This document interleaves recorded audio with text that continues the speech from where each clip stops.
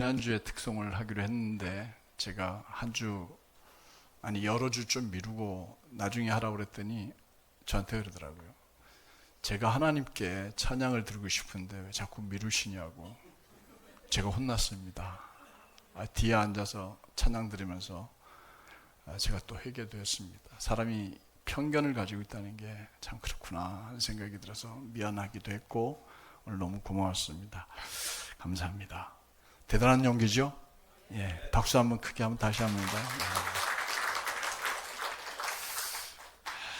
예술에 행복한 사람들이 모인 우리 샘솟는 교회 주일 예배 오신 여러분들을 주님의 이름으로 진심으로 환영합니다. 우리 샘솟는 교회는 예술에 행복한 사람들이 모인 교회입니다. 이런 교회 오신 여러분들을 참 잘 오셨다 생각이 듭니다. 우리 옆에 분들하고 서로 인사하고 축복합니다. 감사합니다. 사랑합니다. 축복합니다. 예.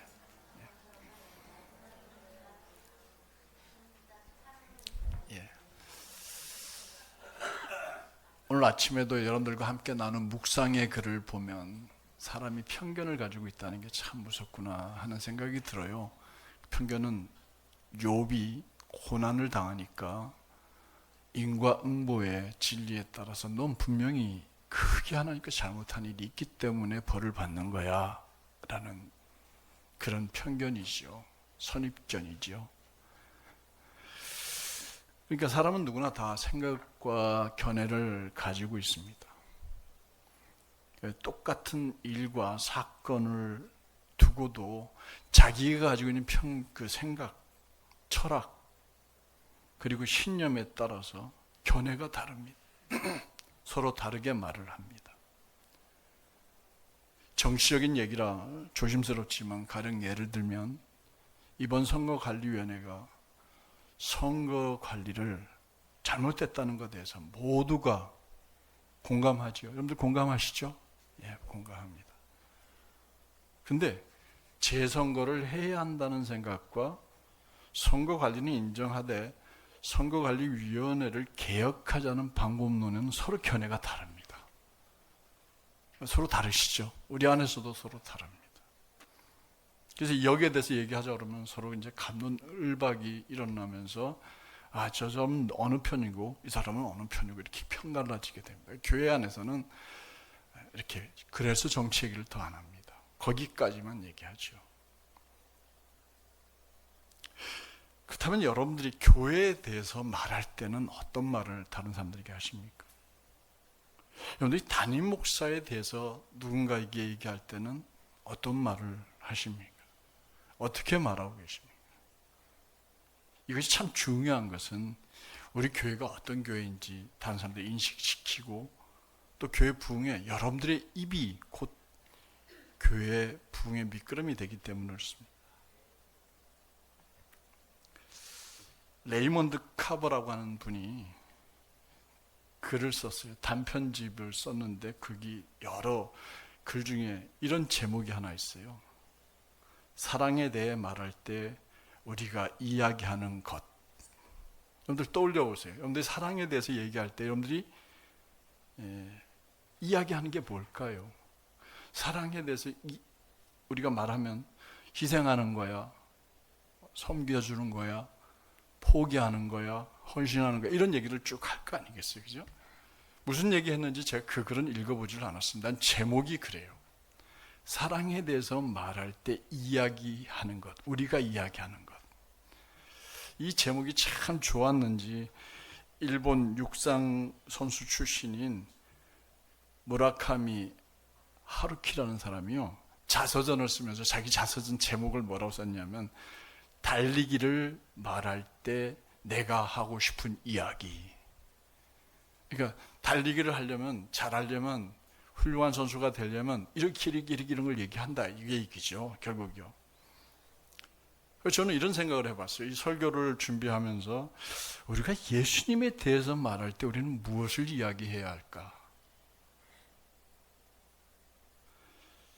오늘 본문이 말하는 예수님에 대해서 우리가 얘기한다고 하면 긍휼이 많으신 분이구나 이렇게 얘기할 겁니다. 이걸 안 보고 누군가 여러분들에게 예수 믿지 않는 분에게 예수님에 대해서 얘기할 때 여러분들이 아는 예수님에 대해서 뭐라고 얘기할까요? 그분은 하나님의 아들이셔. 세상을 구원하시기 위해서 이 땅에 오셨어.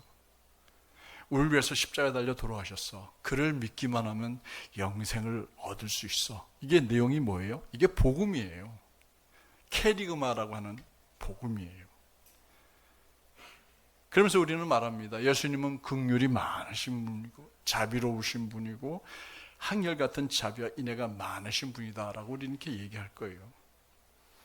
그렇다면 오늘 우리가 읽은 본문을 두고 담임 목사인 저는 여러분들에게 예수에 대해서 뭐라고 얘기를 해야 할까요? 여러분들이 뭘 기억해 놓아야 될까요? 그리고 오늘 얘기를 들었으니까 누군가에게 예수에 대해서 얘기할 때 우리 목사님이 예수에 대해 이런 얘기를 하셨네요. 그리고 그 얘기를 또 들려줘야죠. 그게 뭐예요? 간증이 되고 전도가 되고 하는 것이죠. 여러분들 그 말씀을 뭐 해야 돼요? 살아내야 돼요. 그냥 아무 맥 없이 듣고 집에 돌아가서 또 텔레비 보고 하다가 새카맣게 잊어버리면 그럼 아무 의미가 없죠. 사실은 제가 어제 집에서 어느 분이 쌀을 두 자루를 보내주셔가지고 하나는 교회에서 성도들하고 나눠 먹고 하나는 제가 먹으라고 우리 교회 다녀가셨던 박홍규 목사님이라는 분이 쌀을 2자루를 보내주셨어요. 제가 교회에다 갖다 놔야지 하고 차에다가 실어놨어요. 그래서 집에 가서 보니까 차 뒤에 그게 그냥 실려 있어요. 제가 왜 그 얘기 할까요? 근데 오늘 말씀 들었어요. 맞아, 그렇게 살아야지. 그 말씀대로 행해야지 해놓고는 살다 보니까 그런 말을 하신 적이 있나 이렇게 되는 거죠. 그래서 저는 오늘 본문을 통해서 예수님이 우리에게 뭐라고 말씀하셨는지를 기억하고 그 말씀을 잘 순종해서 말씀을 살아낼 수 있는 우리 예수 믿는 예수를 행복한 우리 샘솟는 교회 가족들 되시길 주의 이름 축복합니다. 우리가 본문을 통해서 예수님에 대해서 말할 수 있는 것. 그러니까 다른 것보다도 본문에 있는 얘기를 하는 거예요. 본문에 있는 말씀들을 하면 그것은 예수님께서 말씀과 삶으로 인간 사회가 만들어 놓은 차별을 없애신 분이다. 뭘 없애신 분이다? 차별을 없애신 분이다. 이렇게 우리가 말할 수 있어야 돼요. 이 본문에 나와 있는 내용이거든요. 10절, 11절을 우리 같이 한번 읽어보도록 할까요? 자막이 올립니다. 예수께서 마태 집에 앉아 음식을 잡수실 때에 많은 세리와 죄인들이 와서 예수와 그의 제자들과 함께 앉았더니 바리새인들이 보고 그의 제자들에게 이르되 어찌하여 너희 선생은 세리와 죄인들과 함께 잡수시느냐? 우리 여기서 뭘 느낍니까? 지금 이 이야기를 하고 있는 바리새인은 뭘 하고 있어요? 차별하고 있어요. 뭐예요? 죄인과 세리들과는 함께 먹어서는 안 된다라는 편견을 가져버린 거예요. 교육을 받은 거예요. 하나님께서는 사람들을 차별하지 않으셨어요. 근데 유대인들이 하나님께 받은 모세를 통해서 받은 율법을 가지고 그 율법을 세상과 사람들을 분리시키고 또 구분해버린 거예요. 그 율법을 딱 기준을 세워놓고는 이 율법에 비춰보니까 너는 거룩한 사람이고 너는 죄인이야. 구분해버리는 거예요. 그래서 유대인들은 우리 율법대로 사는 사람이니까 나는 하나님의 백성이야. 너는 이방인이고 버림받은 자들이야. 구분해버리는 거예요. 그리고 성경에 보니까 율법에 보니까 남자와 여자를 차별을 두고 있는 것 같아요. 그렇게 해석을 한 거예요. 그 사람들이요. 유대인들이 하나님이 주신 말씀을 가지고 사람들을 차별해버린 겁니다. 이것을 근거로 세상도 차별해서는 안 되는 일들을 차별하고 구별하고 사람들 사이를 분리시켜 놓아버립니다. 장애를 가진 분들과 장애를 갖지 않은 분을 차별하고 부자와 가난한 사람들이 어느 모임에 가면 차별당합니다. 하다못해 지금 월드컵이 벌어지고 있는데 그 월드컵 벌어진 축구 선수들 사이에서도 차별당합니다. 흑인들이 차별을 받고요. 동양인이라고 눈을 찢어가지고 차별당합니다. 이렇게 갈라지고 나누어진 세상 한가운데서 예수님께서 오셔신 일은 뭡니까? 그 차별을 없애버리시고 세상을 치유하셔서 회복하고 차별 없는 세상을 만드셨던 것입니다. 할렐루야. 마태복음에 등장하는 기적이 10가지 기적이 나와요. 악성 피부병 가진, 우리말로 얘기하면 문둥병자를 치유하신 얘기들. 백부장의 자기를 고쳐달라고 부른 게 아니라 자기의 하인을 고쳐달라고 불러요. 종을 불러, 노예를 고쳐달라고 예수님을 부르죠. 그 치유하신 얘기. 베드로를 고쳐달라는 게 자기 장모님을 고치는 이야기. 풍랑을 잔잔하게 하는 기적. 또 가라다 광인 그 안에 있는 귀신을 쫓아내신 치유사건, 중풍병자 치유사건, 관리의 딸과 오늘 본문에 나오는 이 혈류증 앓는 여인을 치유하신 얘기들, 두 시각장애인, 말 못하는 사람들 귀신을 쫓아내는 이야기, 이 10가지 모든 기적들을 보면요, 유대인들은 감히 가까이 하지 않는 사람들을 주님은 치료해 주신 거예요. 무슨 뜻인지 아시겠죠?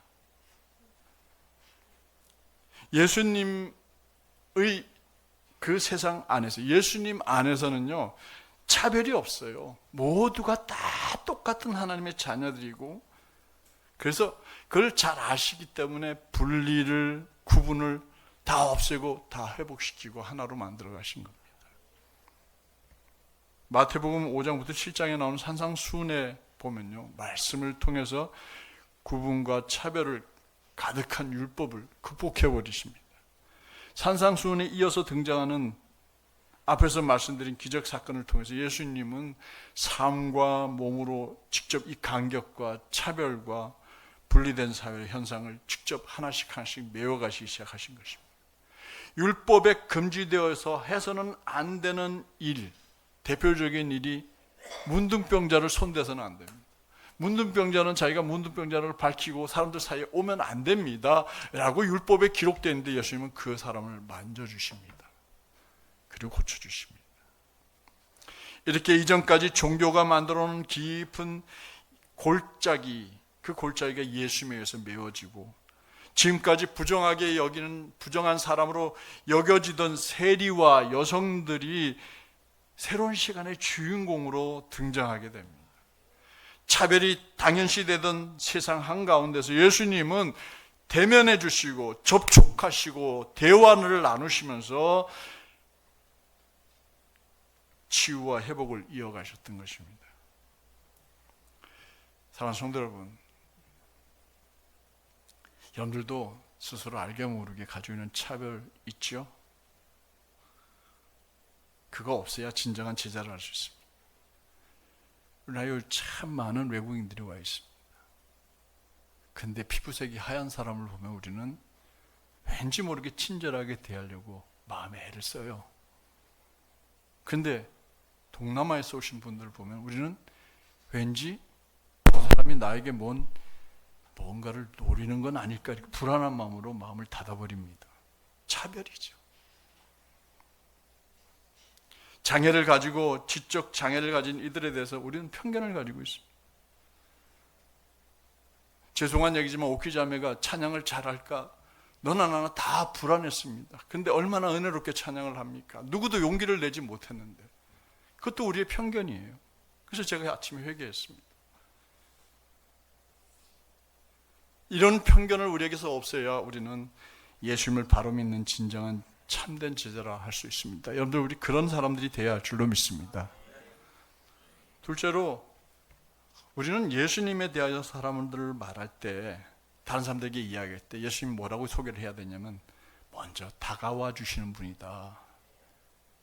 예수님 어떤 분이라고요? 먼저 다가와 주시는 분이다. 23절을 우리 같이 한번 읽어보도록 할까요? 다시 읽어봅니다.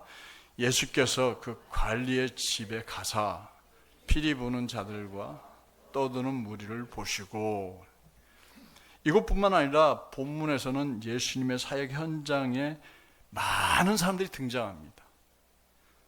세리가 등장했어요. 죄인이라는 말도 등장합니다. 바리새인도 등장합니다. 높은 관리도 등장합니다. 혈류증 앓는 여인도 등장합니다. 심지어 죽은 소녀도 등장합니다. 피리 부는 자도 등장합니다. 옆에서 아이고 아이고 곡해주는 사람도 등장합니다.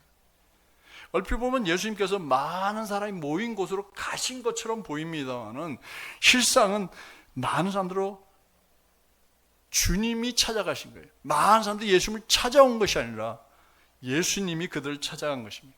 제가 조금 전에 말을 잘못했는데, 많은 사람들이 예수님이 온다고 하니까 몰려온 것처럼 보이지만 아닙니다. 예수님이 그들을 찾아가 다가가신 것입니다.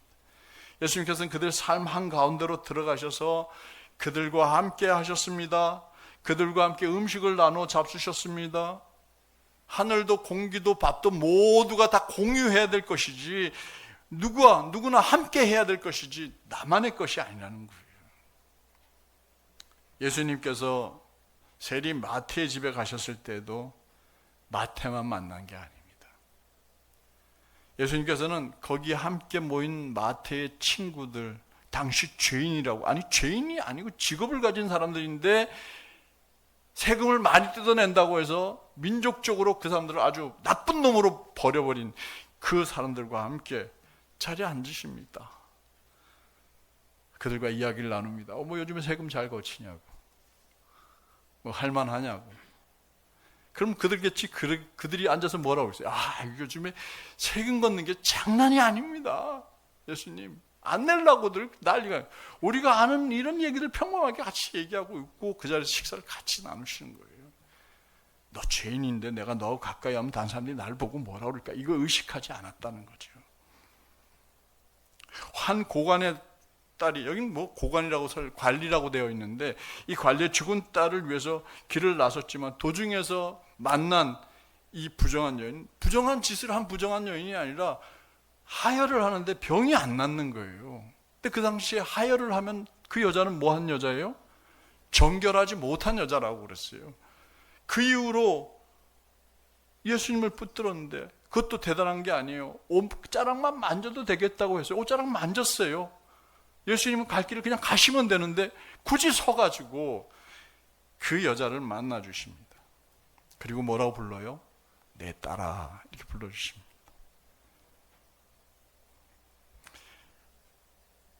근데 그 예수님이 누구를 만나 주시냐면 여러분들과 저를 만나 주신 줄로 믿습니다. 예수님은 어느 교단, 어느 교회, 어느 돈 많고 힘 있는 사람의 독점이 될 수가 없습니다. 오키자매의 예수님은 나의 예수님이세요. 나의 예수님은 오키자매의 예수님이세요. 하나님이 하늘을 모든 사람들에게 다 골고루 주시고 똑같이 주시고 공기를 똑같이 주셨듯이 예수님께서 모든 사람들에게 긍휼을 베풀어 주시고 사랑을 베풀어 주신다는 거예요. 사랑하는 성도 여러분, 주님은 우리를 찾아와 주셨습니다. 우리를 만나 주셨습니다. 그렇듯이 우리들도 누군가 나를 찾아와 주길 기다리지 말고 여러분들이 주님처럼 가서 만나주세요. 돌봐주세요. 그리고 그들의 얘기를 같이 들어주세요. 예수님처럼 살아야 할 여러분들이 집에 앉아서 날 찾아와 주지 않는다고, 날 만나주지 않는다고, 나 외롭다고, 얼마나 어리석은 얘기입니까? 힘들어하고 어려워하는 이들을 찾아가서 주님의 이름으로 기도해주고 주님의 사랑으로 나눠줄 때 여러분은 예수님처럼 사시는 것이고 예수님에 대해서 삶으로 살아내는 사람들이라 이렇게 말할 수 있습니다. 사랑하는 성도 여러분들, 우리 그렇게 삽시다. 와주기 기다리지 말고 찾아가 주세요. 그리고 따뜻하게 격려하고 위로해 주세요. 마지막으로 우리는 예수님에 대해서 말할 때 예수님은 한결같은 사랑을 베푸시는 분이다 이렇게 말해줘야 합니다. 어떤 분이라고요? 한결같은 사랑을 베푸는 분. 벌써 이제 첫 번째, 두 번째 건 다 잊어버리셨죠? 주보에 보면 이제 다 쓰여 있어요. 요약되어 있어요. 마지막 세 번째로 예수님은 한결같은 사랑을 베풀어 주신 분이다. 이렇게 본문은 얘기합니다. 18절부터 21절을 우리 같이 읽어볼까요? 예수께서 이 말씀을 하실 때에 한 관리가 와서 절하며 이르되 내 딸이 방금 죽었사오나 오셔서 그 몸에 손을 얹어 주소서.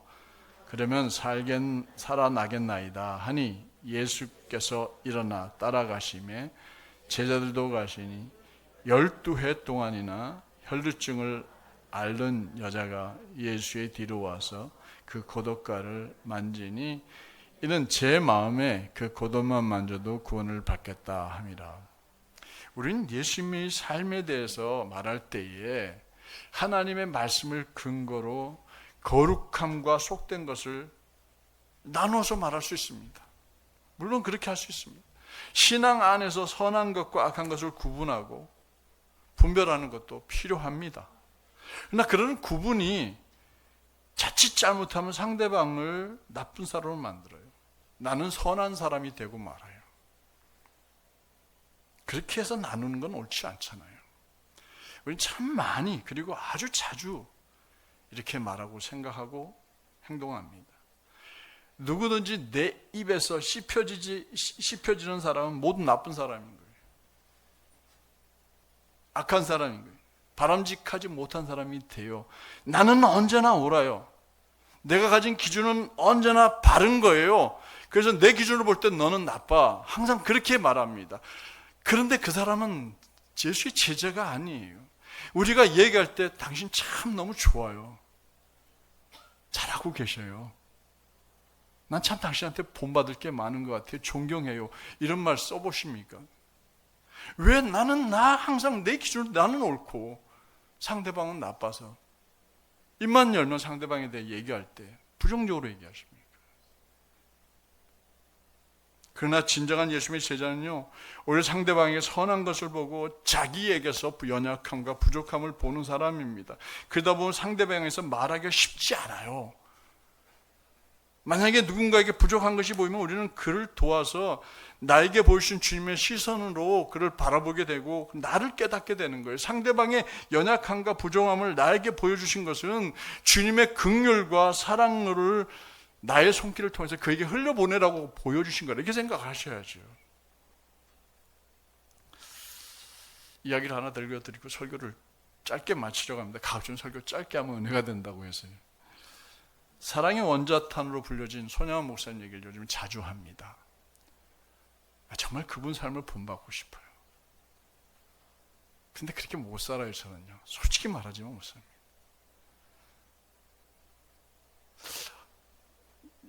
그 4월인가 5월에 제 친구 하나가 대학 교수님이신데, 서울신대 교수님인데 저보고 수원에 있는 어느 목사님 돌아가신 데 좀 한번 가보자고, 추도예배, 4주기 추도예배 있다고 저를 불렀습니다. 근데 그분을 제가 알 수 있었던 것은 삼천포교회 출신이셨어요. 전 사실 그 친구보다 먼저 알았어요. 그 친구는 그분 목사님이 돌아가신 다음에 알았고, 저는 삼천포 있을 때 그분을 몇 번 만났어요. 그분이 절 찾아왔는데 허름했어요. 고무신 신고 오셨어요. 흰색 고무신. 정말 허름한 와이셔츠도 없는 남방 하나 입고 그리고 오셨어요. 그 자기를 소개합니다. 진토리교회 목사라고. 눈이 번쩍 뜨였습니다. 진토리교회가 그 당시에 1200명, 1500명 모이는 교회. 목사님, 제가 이 삼천포교회 출신입니다.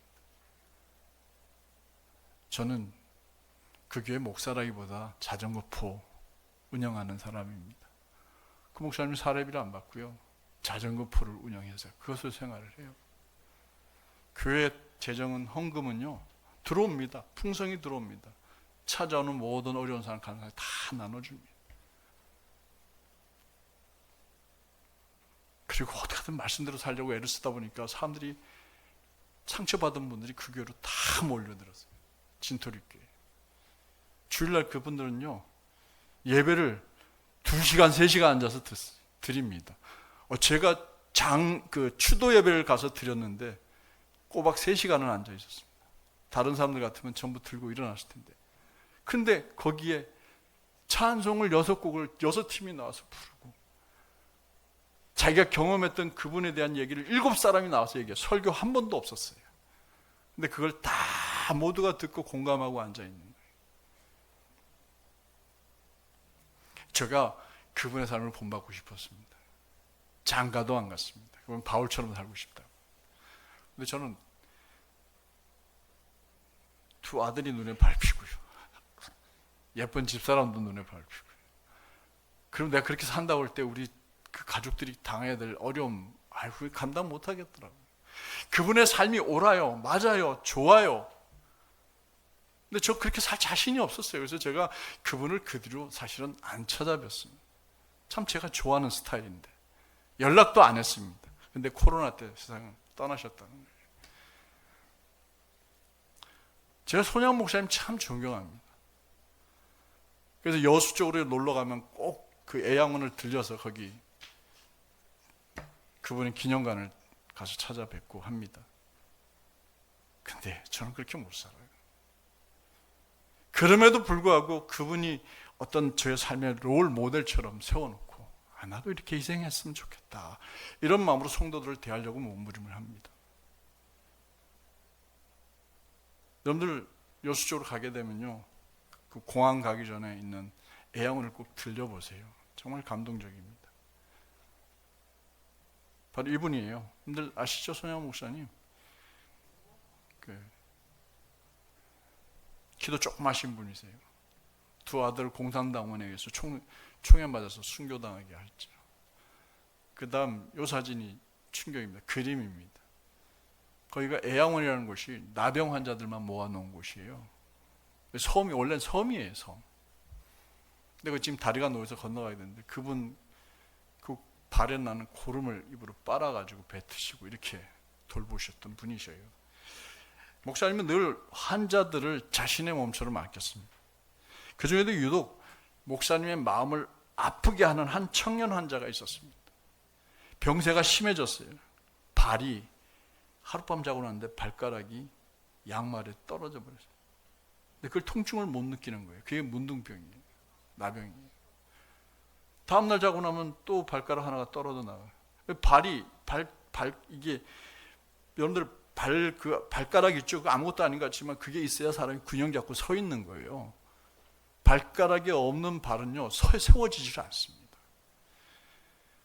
자꾸 병세가 약해지고 심해지니까 발가락이 없어지면서 발의 형태가 무너졌고, 늘 성격이 까칠하고 급한 불만이 많은 이 환자는 다른 환자들과 자주 다퉜습니다. 어느 날 비가 오는 날 아침에 손양원 목사님 예배당으로 걸어가는데 그 청년이 빗길에 미끄러서 넘어지는 모습을 멀리서 보게 되었습니다. 청년은 진흙탕물을 뒤집어 엎어 쓴 채 뒤틀림 발 때문에 쉽게 일어서질 못하고 씩씩거리고 있는 거예요. 그 순간 청년의 입에서는 거친 욕설과 자기 자신을 원망하는 욕이 막 뱉어집니다. 근데 보통 사람이 그걸 보면 뭐라고 그랬어요? 저 청년 왜 저래, 불만이 많아, 혀를 차거나 저런 사람 도와줬다가 괜히 내가 손해볼 것 같아 하고 지나쳤을지 모릅니다. 그런데 청년의 영육간의 연약함과 부족함을 고스란히 다 드러난 순간이었지만, 손양원 목사님의 눈에 비친 청년의 모습은 비난의 대상이 아니었습니다. 목사님은 온몸이 고름으로 가득하고 병들어 있는 문둥병자인 그 눈에 비친 청년을 가서 도우라고 성령님이 나에게 먼저 보내주셨다, 이 생각하고 찾아간 겁니다. 다 뛰어가십니다. 그리고 망설임 없이 진흙탕 묻은 그 청년을 일으켜 세워서 가슴을 꼭 안아 일으켜 세웠습니다. 청년의 한쪽 발에는 집신이 벗겨져서 빗물에 저쪽에 처박혀 있는 것을 보신 순간 목사님이 자기가 신고 있던 고무신을 벗어서 청년의 발에 끼워 넣어 주십니다. 그리고 자신 맨발로 청년을 부축해서 방까지 데려다 줬습니다. 늘 까칠하고 가시돋친 말을 내뱉던 청년은 자신의 그 추하고 더러운 모습을 외면하지 않으시고 자기의 심을 벗어서 자기에게 신겨주신 목사님의 따뜻한 손길 앞에 아무 말도 하지 못했습니다. 그날 이후로 그 청년의 까칠했던 마음이 눈 녹아듯이 녹아내려 버리고 원망이 입에서 사라지고 주님을 찬송하는 찬양을 누구보다도 앞자리에 나와서 먼저 부르는 편으로 변해버렸다는 거예요. 여러분들이 만약 누군가의 부족함을 본다면 이렇게 생각하세요. 그분의 부족함을 도우라고 나에게 보내주신 주님의 시선을 먼저 깨달으세요. 이런 애 저런 애 말하기 전에, 왜 그러냐고 말하기 전에 하나님께서 나를 통해서 그를 도우라고 보여주셨구나, 이렇게 생각하시자고요. 상대방의 연약함을 보았을 때 그 사람에 대해서 수군거리고 비난하고 손가락질하는 대신에 내 가진 것을 먼저 벗겨줄 수 있는 그런 손길이 될 때, 공신 내어줄 수 있을 때 주님의 긍휼과 사랑이 비로소 우리를 통해서 세상으로 흘러들어가게 되는 거예요. 그리고 영향력 있는 크리스찬이 되는 거고 선한 영향력을 끼치는 사람들이 되는 거죠.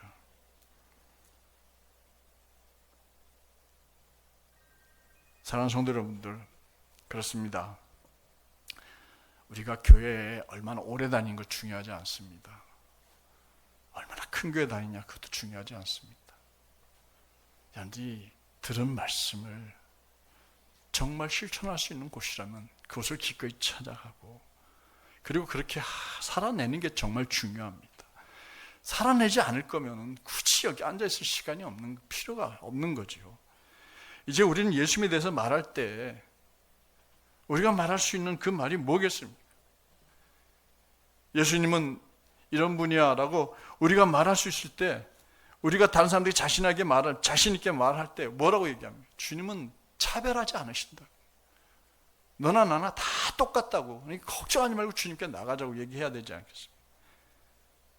그분은 우리를 찾아와 주셨어. 나 찾아와 주셨으니까 너도 꼭 찾아주실 거야. 네가 주님을 부르기만 하면. 그리고 그분은 끊임없는 한결같은 사랑을 베풀어 주신 분이다라고 우리가 다른 분들에게 얘기할 수 있고, 그런 예수님의 사랑을 우리가 느끼면서 살아가는, 그래서 세상을 향해서 이 예수님의 사랑을 흘려내려 보내는 우리 삼손님의 가족들 되시길 주의 이름으로 축원합니다. 축원합니다. 우리 그렇게 삽시다. 기도하겠습니다.